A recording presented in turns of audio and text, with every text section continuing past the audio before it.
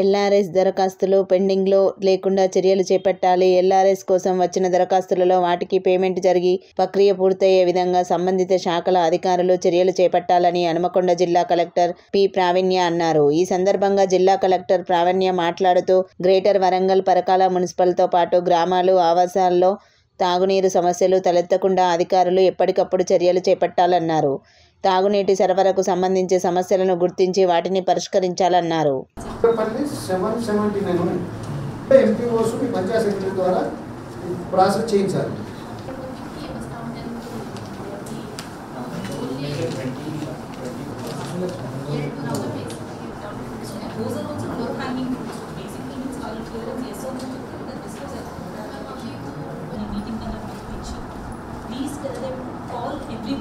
ఎవరైతే ఈ అప్లికెంట్స్ ఉన్నారో వాళ్ళకి ఫోన్ చేసి మీకు గవర్నమెంట్ నుంచి లింక్ వస్తుంది ఈ పేమెంట్ కోసం, మీరు అమౌంట్ కట్టేసేయండి అని వాళ్ళు చెప్పారు.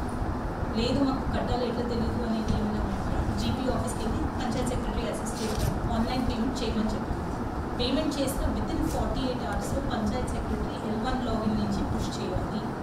అది మీరు స్ట్రిక్ట్గా పంచాయత్ సెక్రటరీస్